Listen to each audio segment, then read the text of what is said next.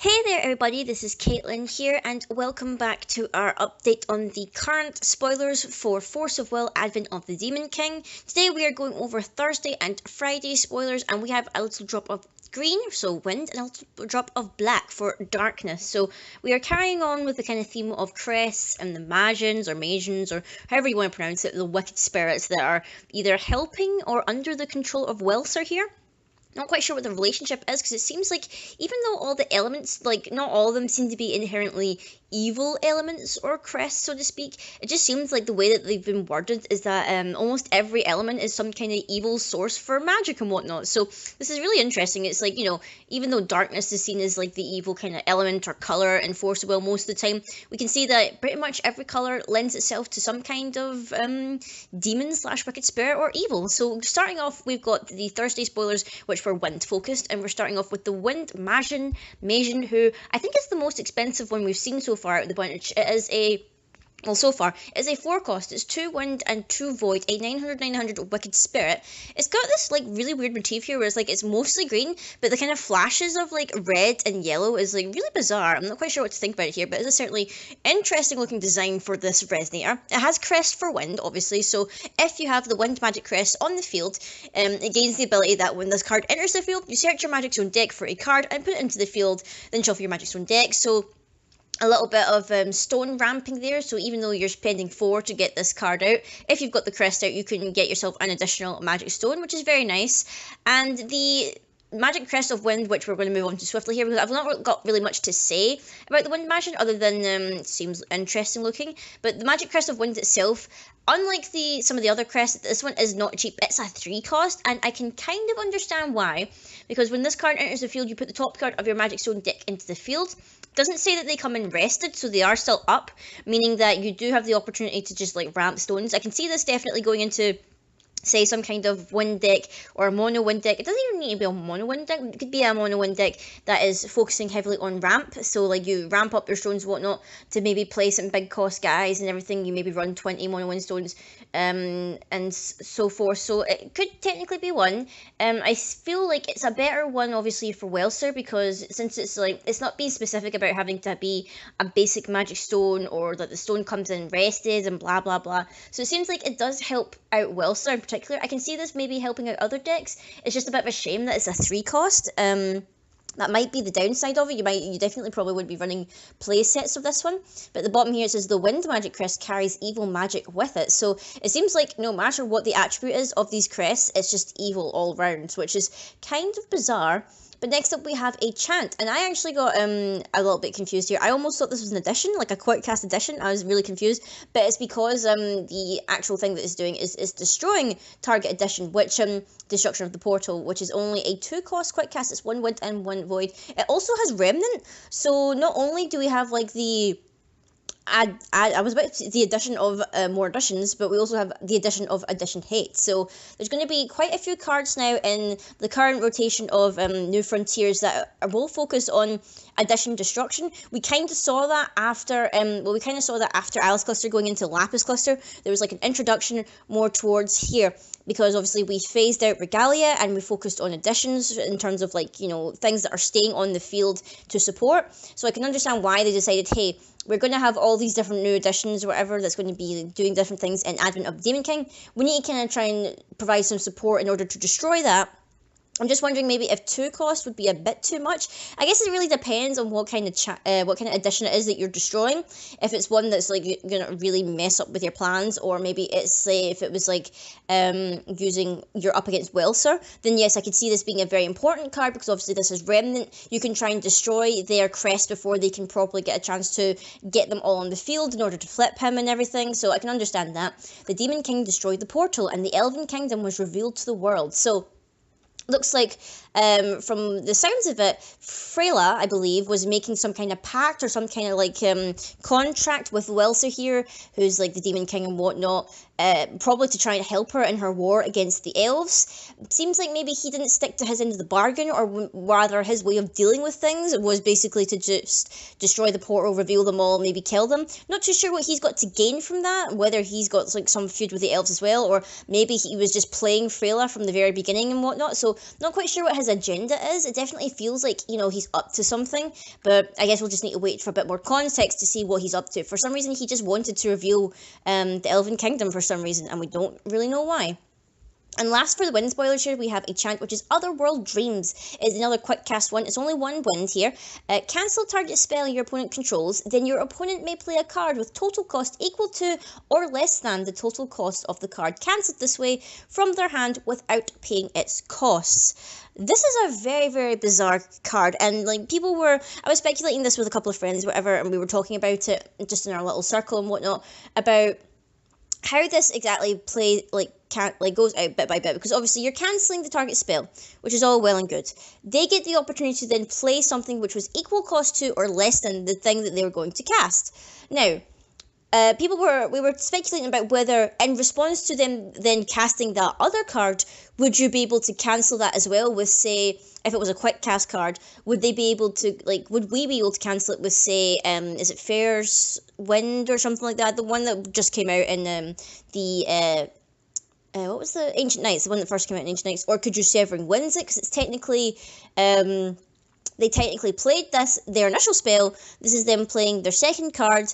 Would you be able to Severing Winds that? Would you be able to use some other thing that cancels target spells? We're not too sure about here. I feel like from the way it's worded, you would have the opportunity to then cancel whatever it is they chose to play instead, if, say, you felt the need to, but at the same time, it's just like, the way it's worded, I feel like maybe they're implying you can't cancel whatever it is they changed or rather the thing that they changed to or whatever, because they've still cancelled the spell, so that spell is in the graveyard. It's not doing anything unless they get a way to like get it out of the graveyard and put it back into hand. So I'm not too sure exactly how this works. From what my reasoning would be is that you may have the opportunity to cancel that other thing that the other thing they select to do, if the need arises, but I'm not too sure about that. Whether visions of ancient times or merely dreams, no one can be certain. It looks like Gil here, Gil the Conjurer rather, because we've got so many Gils now, we need to like actually differentiate between them. It looks like he's being shown some kind of vision, or maybe he's viewing some kind of vision, whatever. It just seems like, you know, he's obviously the one in the image here, whether he's being like revered or some way as some kind of great conjurer or something like that, or maybe he's looking on into the past of like what his life was before. Not too sure here. I feel like we need to get a little bit more backstory here into this Gil, because I do feel like my theory in that this Gil is Gil Alhamit is still pretty viable now that we know that he's not going to turn into the Demon King, because the Demon King is someone else. But it's very, very interesting to see this kind of like contemplative image here. I still believe firmly that he is Alhamit before becoming Alhamit, but like before taking like the surname or something like that, or like changing his name. So I'm not too sure here. This is a very interesting card. I'm wondering how people will be able to play around this in the future.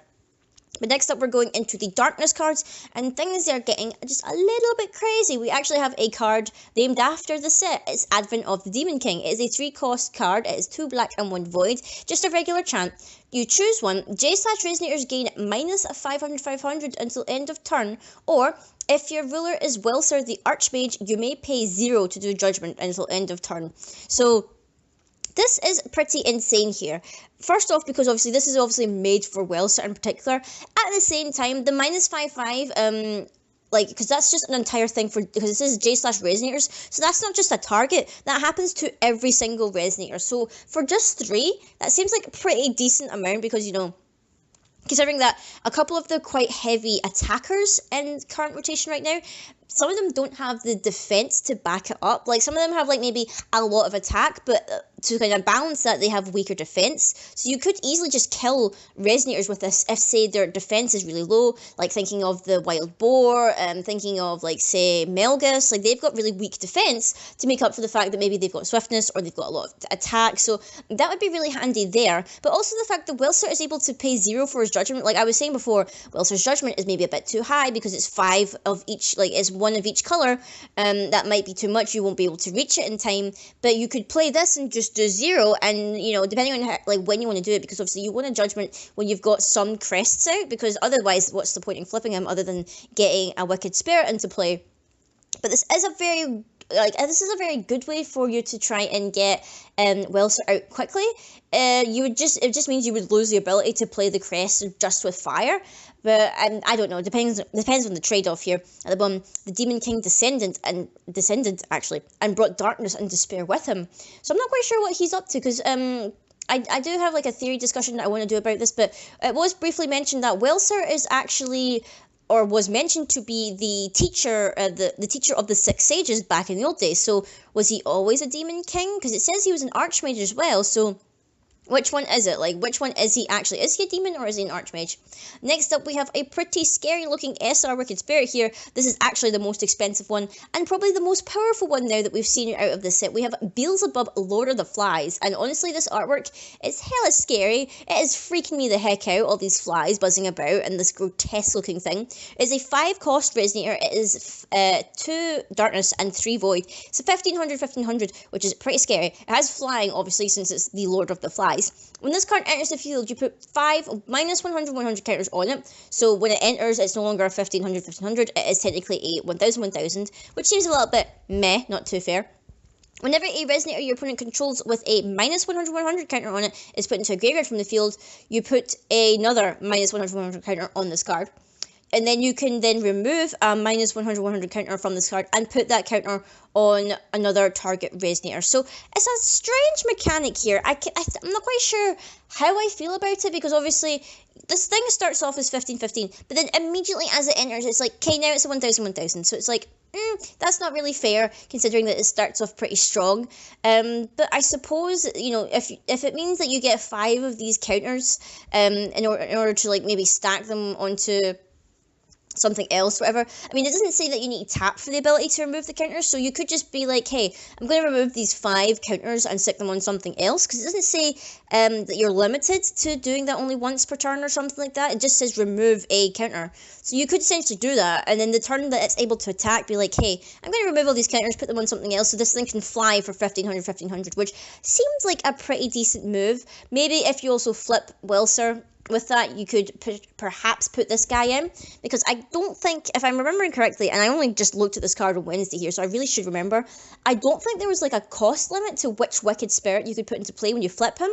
I may be forgetting. I feel like there wasn't. It just said put a Wicked Spirit into play, I think. I don't think it was a certain cost, because some J-Rollers will say, oh, put a 5 cost or put a 4 cost. So I don't think there was a limit. If not, then you would really want to just Advent of the Demon King, flip Welser, get Beelzebub into play. That seemed like a pretty awesome way to go about it. But at the same time, it's just like, I'm not too sure. I mean, it seems pretty cool. A powerful servant of the Demon King who plots his master's demise. I wonder why Beelzebub wants to plot Welser's demise and whatnot. I'm not too sure here. Next up, we have the Darkness Magin, or whatever. I don't know why, this creature here is giving me some strong little Dread vibes here. I'm not quite sure why. I think it's just like the kind of jaggy lines and the wild hair and whatnot, but it seems like a pretty cool Resonator. It's a 3-cost Darkness Wicked Spirit Resonator, so another Darkness Wicked Spirit there. It's an 800, comes with the Darkness Crest ability, so this is not the one, or rather, this is the one that is kind of linked in with the Crest, as opposed to Beelzebub. For this one, as long as you have the Darkness Magic Crest out, when it enters the field, you destroy target Resonator with total cost 2 or less, which is kind of interesting. There's already like a couple of cards that do stuff that destroy like Resonators with 2 cost or less, so it's like nothing too special for like a 3-drop. It seems like a pretty interesting card if you're combining it with the Darkness Magic Crest. The Magians absorb lesser creatures with their very existence, which is very, very interesting. I'm not quite sure which one I prefer out of all the Magians so far. If I had to rank them, it's kind of hard. I feel like maybe the light one would be pretty high up on my list, because obviously like you could get it to 1000 pretty early on or whatnot. So I'm not too sure. I'm not too sure. And then finally we have the Magic Crest of Darkness here, a 1-drop Magic Crest, which is very nice to see considering that some of the other ones are a little bit more expensive. When this card enters the field, put target Resonator from your graveyard into your hand. So this way we get a little bit of recycle in the form of an addition, which is kind of cool. You can just put it straight into your hand, which is nice. You can recycle Resonators. The Darkness Magic Crest corrupts and twists life around it. So very, very interesting here. It's nice to see that all these crests seem to have like really sinister undertones despite the different attributes and whatnot. So I hope you guys enjoyed me talking about these cards and whatnot.